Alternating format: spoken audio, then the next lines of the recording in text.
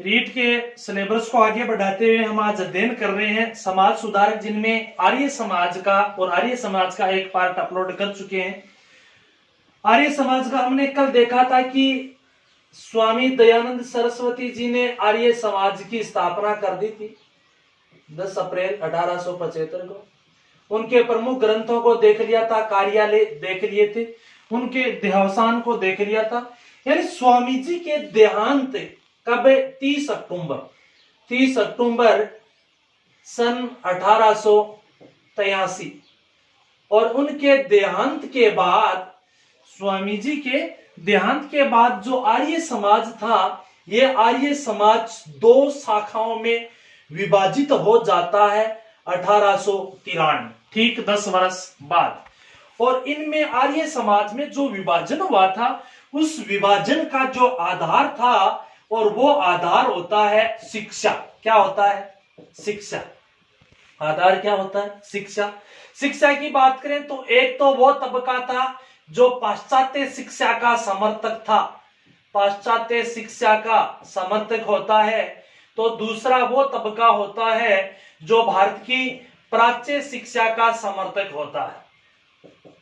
यानी शिक्षा को लेकर आर्य समाज में विभाजन होता है, पाश्चात्य और प्राच्य। और पाश्चात्य शिक्षा के जो समर्थक हैं वो लाला लाजपत राय व लाला हंसराज थे। और ये कहाँ है? ये लाहौर में। कहाँ? लाहौर में। क्योंकि हमने कल अध्ययन किया था कि आर्य समाज ने सर्वाधिक जो प्रसिद्धि प्राप्त की थी लाहौर के क्षेत्र में की थी, और लाहौर उनका प्रमुख केंद्र होता है। दयानंद सरस्वती ने सिंध मारू की उपाधि भी यहाँ धारण की थी। पाश्चात्य शिक्षा लाला लाजपत राय व लाला हंसराज, और ये इनके समर्थक है। और यहाँ है एक महात्मा जी जो प्राच्य शिक्षा का, महात्मा मुंशी राम जी। दोस्तों, महात्मा मुंशी राम ये प्राच्य शिक्षा के समर्थक है। इन्होंने क्या किया? इन्होंने तो उसी दौरान स्वामी जी के देहांत के कुछ समय बाद 1886 में दयानंद एंग्लो वैदिक स्कूल की स्थापना कर दी थी। कहां पर? लाहौर में। दयानंद एंग्लो विद्यालय की स्थापना, वैदिक जो स्कूल है, दयानंद एंग्लो वैदिक स्कूल की स्थापना 1886 में कहां कर देते हैं? लाहौर में। और इसी को 3 वर्ष बाद 1889 में दयानंद एंग्लो वैदिक कॉलेज के रूप में परिवर्तित कर दिया था। और इस पाश्चात्य शिक्षा के जो समर्थक हैं वो है अपने जो भगत सिंह थे, वह अरविंद घोष हैं। अरविंद घोष, सर प्रताप सिंह कौन है? सर प्रताप सिंह जो विदेशों में क्रांति का नेतृत्व करते हैं, सर प्रताप सिंह ये थे। भगत सिंह, अरविंद घोष, सर प्रताप सिंह, लाला लाजपत राय, लाला हंसराज। यानी ये आर्य समाज की एक ज्वाला है।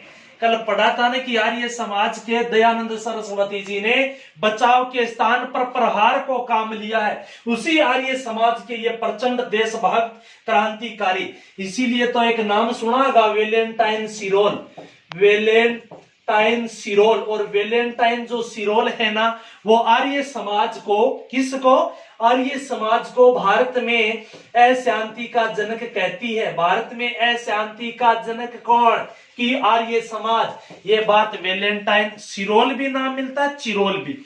वेलेंटाइन सिरोल ने कहा है अशांति का जनक किसे? आर्य समाज को। और एक को और कहती है वेलेंटाइन सिरोल अशांति का जनक यदि व्यक्ति को कहती है तो वो कहती है बीजी तिलक को, यानी बाल गंगाधर तिलक को भी वेलेंटाइन सिरोल ने अशांति का जनक।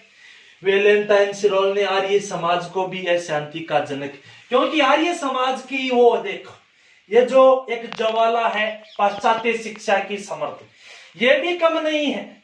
प्राच्य शिक्षा वाले भी कम नहीं है। कौन? महात्मा मुंशी राम। ये महात्मा मुंशी राम तो उनका मूल नाम होता है, परंतु आगे फेमस होते हैं स्वामी श्रद्धानंद जी से। श्रद्धानंद जी। और स्वामी श्रद्धानंद जी दोस्तों 1920 के दशक के आर्य समाज के स्टार प्रचारक होते हैं। यदि इनकी बात करें तो एक ध्यान रखना, 1901 में लॉर्ड कर्जन था। कौन था? लॉर्ड कर्जन भारत का वायसराय कब? 1901 में। एक सम्मेलन किया था शिमला में। कहा किया था? शिमला में। क्या था शिमला में सम्मेलन? एक भारतीय शिक्षाविदों का सम्मेलन है। कहां पर? शिमला में। कब होता है? 1901 में। किसकी अध्यक्षता में? थॉमस रेले की अध्यक्षता में। और इसे 1902 में थॉमस रेले आयोग आया था। कहा आया था? थॉमस रेले आयोग। कब? 1902 में। यानी 1901 के कर्जन के शिमला समझौते का रिजल्ट है ये थॉमस रेले। इसे कहते हैं भारतीय विश्वविद्यालय आयोग। और भारत में जो विश्वविद्यालय थे उन पर गवर्नर जनरल नहीं, ये वायसराय, यानी वायसराय का जो प्रभाव बढ़ा दिया जाता है। कर्जन की शिक्षा का विरोध भारत में, शिक्षा नीति का, और विरोध उनमें से एक आदमी था स्वामी श्रद्धानंद, जिन्होंने कर्जन की शिक्षा का विरोध किया। विरोधी नहीं, इन्होंने 1902 में कांगड़ी गुरुकुल विश्वविद्यालय की स्थापना कौन से की? कांगड़ी गुरुकुल विश्वविद्यालय की स्थापना कर देते हैं। कहां पर? हरिद्वार के निकट। कौन? स्वामी श्रद्धानंद जी। स्वामी श्रद्धानंद जी की अगर राष्ट्रीय आंदोलन में बात करें तो 1919 में आपको पता है रॉलेट एक्ट आया था। कौन सा एक्ट आया था? Rowlatt act. रॉलेट एक्ट क्रांतिकारी गतिविधियों को कमजोर करना, नो दलील नो वकील, जिसे काला कानून कहते थे। कोई भी क्रांतिकारी जेल में डालो, सीधा का सीधा। भारतीय क्रांतिकारी सर सिडनी रॉलेट के नेतृत्व में, ये आप लगभग जानते हैं बच्चे। और इस रॉलेट एक्ट का भारत में विरोध बढ़ता है। इस विरोध में जो दिल्ली में विरोध कर रहा था, और दिल्ली में विरोध स्वामी श्रद्धानंद जी कर रहे थे।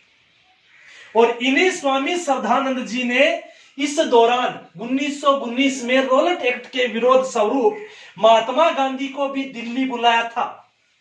जिस महात्मा गांधी ने 6 अप्रैल 1919 विश्वव्यापी जो देशव्यापी हड़ताल की घोषणा की थी 1919 रॉलेट के विरोध में। उस दौरान स्वामी जी ने किसको? महात्मा गांधी को कहां बुलाया था? दिल्ली। महात्मा गांधी दिल्ली आते भी हैं, परंतु वो दिन कौन सा? 8 अप्रैल 1919, जब महात्मा गांधी दिल्ली आ रहे थे। पलवल हरियाणा में गांधी को गिरफ्तार करके पुनः कहां भेज दिया जाता है? बंबई। तो राष्ट्रीय आंदोलन में भी बंदे का योगदान है। तभी तो ये कहती है शांति का जनक किसको? आर्य समाज को। और व्यक्ति में बात करें तो बाल गंगाधर तिलक को। उसके बाद में यहाँ 1919 में एक जो अमृतसर अधिवेशन हुआ था, उसमें भी स्वामी जी ने भाषण वगैरह दिया था। मेन जो सिस्टम होता है स्वामी जी का, स्वामी जी ने एक आंदोलन चलाया था, शुद्धि आंदोलन। और शुद्धि आंदोलन दोस्तों आर्य समाज ने भी, पहले जो दयानंद सरस्वती थे वो भी चलाते हैं, और वही आगे शुद्धि आंदोलन। शुद्धि आंदोलन के तहत जो धर्म परिवर्तित जो हिंदू कर चुके हैं, मुस्लिम बन चुके हैं या ईसाई बन चुके हैं, पुनः हिंदू बनाना, ये भी बनाते हैं। और एक बड़े तबके 18,000 मलकान राजपूतों को पुनः हिंदू बढ़ाते हैं यूपी के क्षेत्र में। इनका विरोध करते हैं यहां मुस्लिम मौला। विरोध बढ़ता है। भारत के प्रथम राष्ट्रपति doctor Rajendra Prasad Indian divided जो एक रचना है उनकी, उनमें उल्लेख मिलता है कि स्वामी जी जो कर रहे हैं वास्तव में सही है। स्वामी जी शुद्धि आंदोलन से धर्म की सुरक्षा कर रहे हैं, मुस्लिम इनका विरोध क्यों कर रहे? परंतु विरोध बढ़ा, इतना बढ़ा कि जिसका रिजल्ट ये हुआ 1926 में अब्दुल राशिद नामक एक मुस्लिम मौला ने, अब्दुल राशिद ने स्वामी श्रद्धानंद जी की हत्या कर दी दिल्ली के चांदनी चौक में। अब्दुल राशिद ने कब? 1926 में स्वामी श्रद्धानंद जी की हत्या दिल्ली के चांदनी चौक।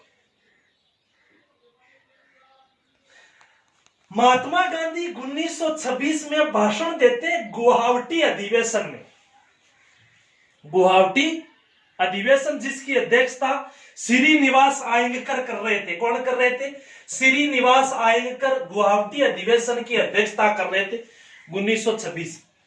और महात्मा गांधी ने इस दौरान कहा था अब्दुल राशिद एक के हत्यारे होने से हम पूरे मजहब को हत्यारा घोषित नहीं कर सकते। बढ़िया बात भी अच्छी कही है। गुवाहाटी अधिवेशन की देखो खास बात बताएं तो गुवाहाटी अधिवेशन वो अधिवेशन है जिस दौरान यह निर्णय लिया गया था कि कांग्रेस के जितने भी कार्यकर्ता खादी धारण करेंगे इस अधिवेशन से। और यहां गांधी जी ने स्वामी जी की मृत्यु का शोक भी प्रकट नहीं किया। यह जानकारी मिलती है यंग इंडिया में, उल्लेख करते हैं महात्मा गांधी।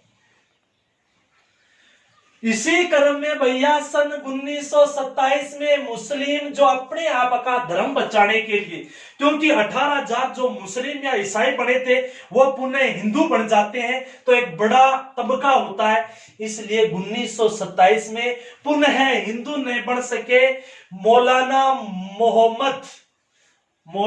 मोहम्मद इलियास कांदलवी ने तबलीगी जमात मरकज की स्थापना 1927 में की थी। यानी आर्य समाज व तबलीगी जमात का रिश्ता गहरा है। आर्य समाज के संस्थापक सरस्वती और 1920 के दशक के स्टार प्रचारक स्वामी श्रद्धानंद सरस्वती जी, और जिन्होंने कर्जन की नीति का विरोध, रॉलेट एक्ट के दौरान विरोध, उसके बाद में शुद्धि आंदोलन, ठीक है, उसके बाद कांगड़ी गुरुकुल, ये जो पाश्चात्य शिक्षा के समर्थक थे, ये प्राच्य शिक्षा के। दोस्तों पूरी कहानी में कहीं कोई बनावटी नहीं, ये पूरा का पूरा इतिहास का मैटर है। धन्यवाद दोस्तों, जिस किसी को पसंद आए शेयर सब्सक्राइब लाइक कर देना जी, धन्यवाद।